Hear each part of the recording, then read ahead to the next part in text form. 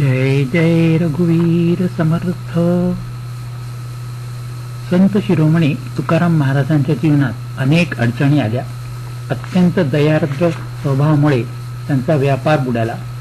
समाजाने सुद्धा त्यांचा छळ केला.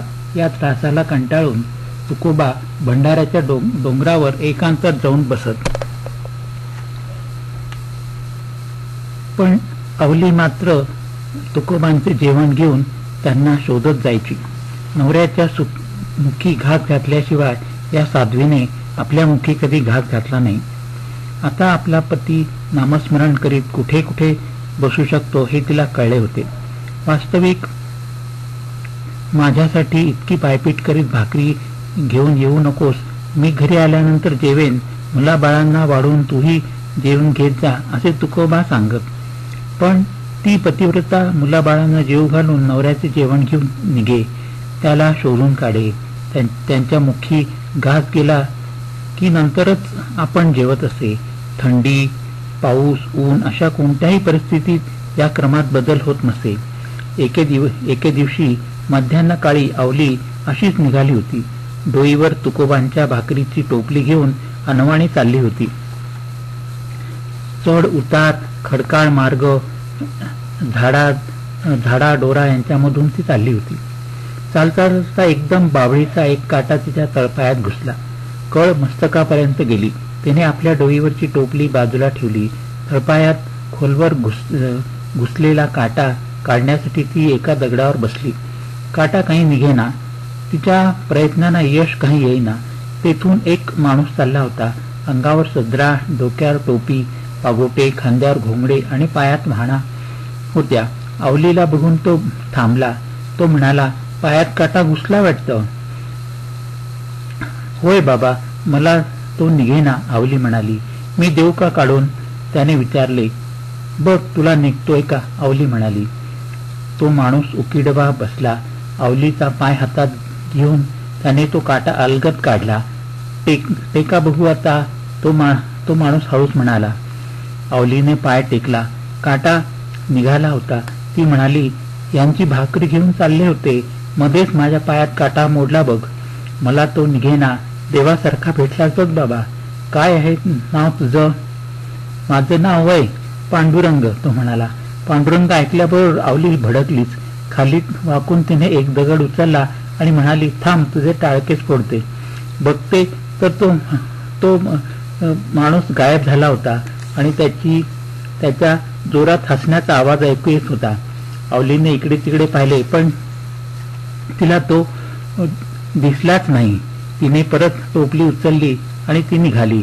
तुकोबा मोठ्या वृक्षाखाली बसले होते. तल्लीन होऊन गात होते. तुकोबा आपल्या ध्यानात मग्न. तुकोबांच्या मुखावरचा भक्तीने भरलेला भाव बघून अवली काही क्षण थांबली. नेहमी तिचे असेच होई. काही क्षण ती तशीच त्यांच्या भक्तिपूर्ण चेहऱ्याकडे बघत राही. एकदम तिला डोईवरच्या भाकरीची आठवण होई. आजही तसेच झाले. तिने तुकोबांना भावसमाधीतून जागृत करण्यासाठी थोडासा आवाज केला. नंतर त्यांच्यात जो संवाद झाला तो आपण आता प्रत्यक्षच ऐकूया त्यांच्याच मुखात.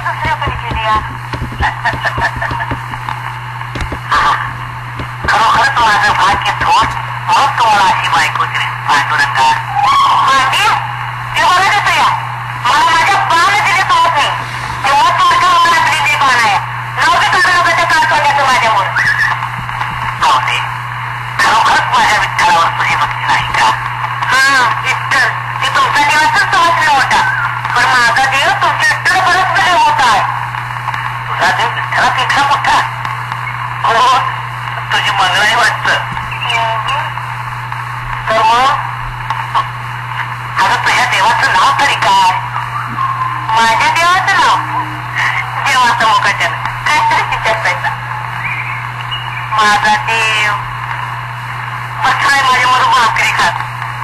येतोय का तुमचा देव तुमच्या संग भाकरी खायला? दुसऱ्याच्या घराघराचा इस्कोट करायचा तेवढा त्याला ठावाय. त्याला काय त्याचं तो आहे दगडाचा. त्याला काय ठाव हाडा मासाच्या माणसाचं काय हाल होते तिथे.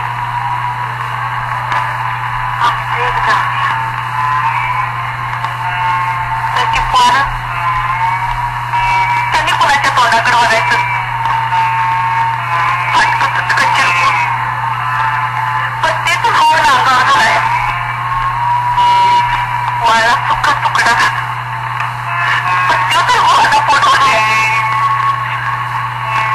पण त्याचा काय त्या दगडाला कंदित्री पादर फुटायचा त्याला त्याच्या नावाला हाका मारतायचा.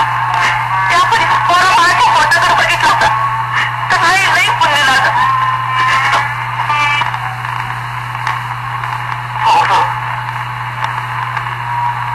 पोरांची पोट अरे पांडुरंगा तो काय सांगणार आहे. तो थोडं सांगून देणार आहे. भाकरीचं पीठ तुला 2 दिवस झालं एक जोडण्याचं काम आहे. कुत्री बी लई बरी माझ्या पोरापर्यंत गल्ली गल्लीनं फिरून पोट तरी बघते. माझ्या पोरा उपाशी तुमचा देवतर आणि पाट्या बायको पोरांना उपाशी पाडू सर्ग म्हणतोय. हात मिळाला तरी चुप करायचं पडतं. खरं आहे तुझं म्हणणं. भावने माझ्या डोक्यात तू चांगला प्रकाश पडला. मुलाबाळाला टाकून आणि प्रपंचाला कंटाळून हे रान काढण्यात खरोखरच काही पुरुषार्थ नाही. आता कसं बोलला का माणसावानी. आई मंगळाई देवा खंडोबा आता मात्र यांची बुद्धी पाळता नजरे भाऊ. भावने हजारो तत्वज्ञानांची तत्व बाजूला सारणार तुझं हे व्यावहारिक तत्वज्ञान फारच श्रेष्ठ आहे. प्रपंचात राहूनच परमार्थ साधन केलं पाहिजे.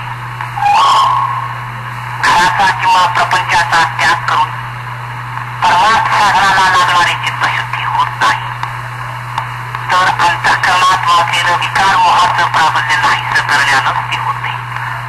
तेव्हा मनुष्यानं आधी प्रपंचच केला पाहिजे. तुझी लई लई बोलणं मला काय ऐकवी ना. बरं बाळ द्यावंच आहे ती. त्यांच्या जीवाचा तळतळा घेऊन पुन्हा तुम्ही बरं होत नाही एवढं मला ठाव आहे. चला आई मंगळाई नवसाला पावली कर.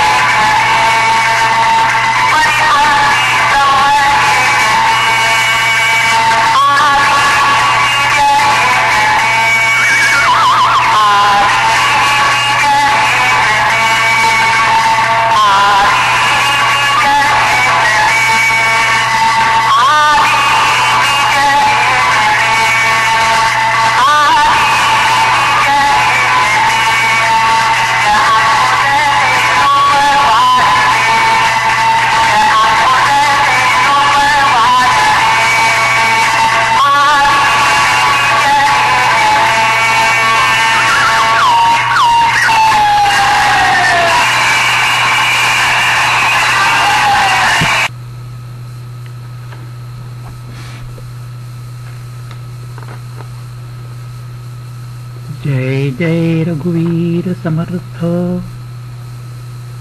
संत शिरोमणी तुकाराम महाराजांच्या जीवनात अनेक अडचणी आल्या.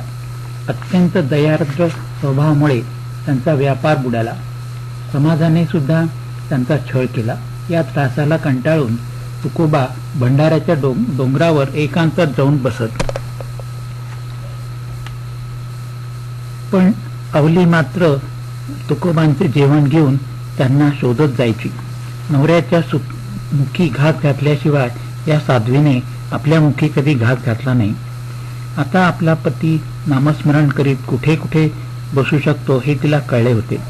वास्तविक माझ्यासाठी इतकी पायपीट करीत भाकरी घेऊन येऊ नकोस, मी घरी आल्यानंतर जेवेन, मुलाबाळांना वाढून तूही जेवून घेत जा असे तुकोबा सांगत. पण ती पतिव्रता मुलाबाळांना जेव घालून नवऱ्याचे जेवण घेऊन निघे, त्याला शोधून काढे. त्यांच्या मुखी घास गेला की नंतरच आपण जेवत असे. थंडी, पाऊस, ऊन अशा कोणत्याही परिस्थितीत या क्रमात बदल होत नसे. एके दिवशी मध्यान्ह काळी अवली अशीच निघाली होती. डोईवर तुकोबांच्या भाकरीची टोपली घेऊन अनवाणी चालली होती. चढ उतार, खडकाळ मार्ग, झाडा डोरा यांच्यामधून ती चालली होती. चालता चालता एकदम बाभळीचा एक काटा तिच्या तळपायात घुसला. कळ मस्तकापर्यंत गेली. तिने आपल्या डोईवरची टोपली बाजूला ठेवली. तळपायात खोलवर घुसलेला काटा काढण्यासाठी ती एका दगडावर बसली. काटा काही निघेना. तिच्या प्रयत्नांना यश काही येईना. तेथून एक माणूस चालला होता. अंगावर सदरा, डोक्यावर टोपी, पागोटे, खांद्यावर घोंगडे आणि पायात म्हाणा होत्या. अवलीला बघून तो थांबला. तो म्हणाला, पायात काटा घुसला वाटतं. होय बाबा, मला तो निघेना, अवली म्हणाली. मी देऊ का काढून, त्याने विचारले. बघ तुला निघतोय का, अवली म्हणाली. तो माणूस उकिडबा बसला. अवलीचा पाय हातात घेऊन त्याने तो काटा अलगद काढला. टेका बघू आता, तो माणूस हळूच म्हणाला. अवलीने पाय टेकला. काटा निघाला होता. ती म्हणाली, यांची भाकरी घेऊन चालले होते, मध्येच माझ्या पायात काटा मोडला बघ. मला तो निघेना. देवासारखा भेटलाच बघ बाबा. काय आहे नाव तुझं? माझं नाव वय पांडुरंग, तो म्हणाला. पांडुरंग ऐकल्याबरोबर अवली भडकलीच. खाली वाकून तिने एक दगड उचलला आणि म्हणाली, थांब, तुझे टाळकेच फोडते. बघते तर तो माणूस गायब झाला होता आणि त्याच्या जोरात हसण्याचा आवाज ऐकू येत होता. अवलीने इकडे तिकडे पाहिले, पण तिला तो दिसलाच नाही. तिने परत टोपली उचलली आणि ती निघाली. तुकोबा मोठ्या वृक्षाखाली बसले होते. तल्लीन होऊन गात होते. तुकोबा आपल्या ध्यानात मग्न. तुकोबांच्या मुखावरचा भक्तीने भरलेला भाव बघून अवली काही क्षण थांबली. नेहमी तिचे असेच होई. काही क्षण ती तशीच त्यांच्या भक्तिपूर्ण चेहऱ्याकडे बघत राही. एकदम तिला डोईवरच्या भाकरीची आठवण होई. आजही तसेच झाले. तिने तुकोबांना भावसमाधीतून जागृत करण्यासाठी थोडासा आवाज केला. नंतर त्यांच्यात जो संवाद झाला तो आपण आता प्रत्यक्षच ऐकूया त्यांच्याच मुखात.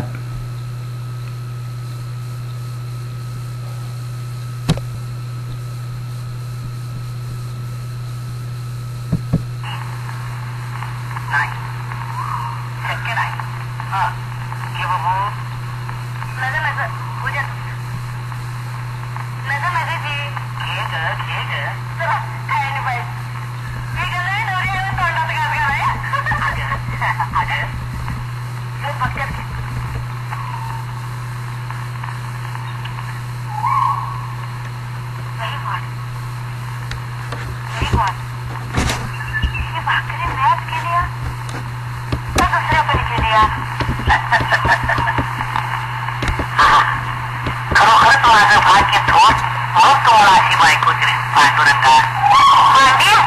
ते बघत या, मला माझ्या बाण दिले कळत नाही. तेव्हा तुमच्या मनात दिली बाण आहे. नव्हते काढू नका त्या काळ तोंड्याचं माझ्यामुळे. नव्हते, खरोखरच माझ्या विठ्ठलावर तुझी भक्ती नाही का? हा विठ्ठल, ते तुमचा देवाचाच समजले मोठा, पण माझा देव तुमच्या विठ्ठल परत मोठा आहे. तुझा देव विठ्ठलापेक्षा मोठा? हो, तुझी मंगळाही वाटत. तर मग अगं तुझ्या देवाचं नाव तरी काय? माझ्या देवाचं नाव देवाचं मुखाच्यानं काहीतरी विचारतायचा. माझा देव बसलाय माझ्याबरोबर भाकरी खात. येतोय का तुमचा देव तुमच्या संग भाकरी खायला? दुसऱ्याच्या घराघराचा एक्सपोर्ट करायचा तेवढा त्याला ठावाय. त्याला काय त्याचं तेव्हा आहे दगडाचा. त्याला काय ठाव हाडा मासाच्या माणसाचं काय हाल होते तिथे. आमचं एक जाऊया त्याची पोरं त्यांनी कुणाच्या तोंडाकडे बघायचं. फटकत कच्ची पण ते तर हो नांगावर आहे. मला सुका तुकडा पण तो तर होता पोटावर आहे. पण त्याचा काय त्या दगडाला कंदीत्री पादर फुटायचा त्याला त्याच्या नावाला हाका मारतायचा. त्यापरी पोरं माझ्या पोटाकडे बघितलं होता तर लई पुण्य लागत.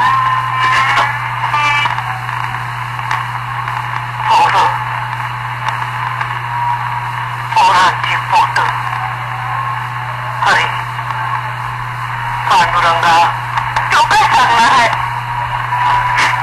तो थोडं सांगून देणार आहे भाकरीचं पीठ तुला. 2 दिवस झालं एक जोंधळ्याचं गाणं आहे. कुत्री बी लई बरी माझ्या पोरापर्यंत गल्ली गल्लीनं फिरून पोट तरी वाटते. माझ्या पोरा उपाशी तुमचा देवतर आणि पाड्या बायको पोरांना उपाशी पाडू सारखं म्हणतोय. मिळालं तरी चुप करायचं तरी खरं आहे तुझं म्हणणं. पाहुणे माझ्या डोक्यात तू चांगला प्रकाश पडला. मुलाबाळाला टाकून आणि प्रपंचाला कंटाळून हे रान काढण्यात खरोखरच काही पुरुषार्थ नाही. आता कसं बोलला का माणसाने? आई मंगळाई तेव्हा खंडोबा आता मात्र यांची बुद्धी पातळ झाली बा.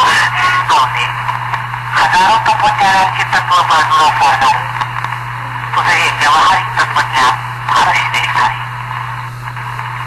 प्रपंचात राहूनच परमार्थ साधन केलं पाहिजे. घराचा किंवा प्रपंचाचा त्याग करून परमार्थ साधनाला लागणारी चित्तशुद्धी होत नाही.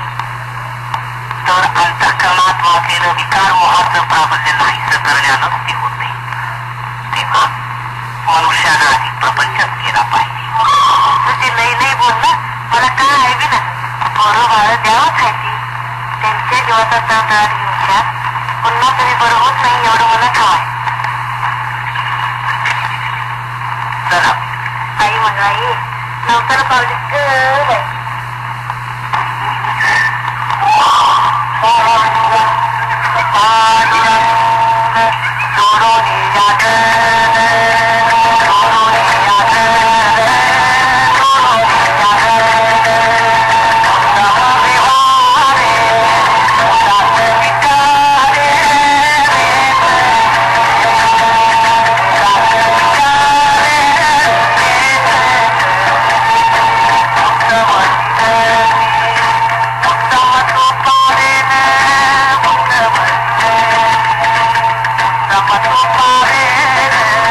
Come on,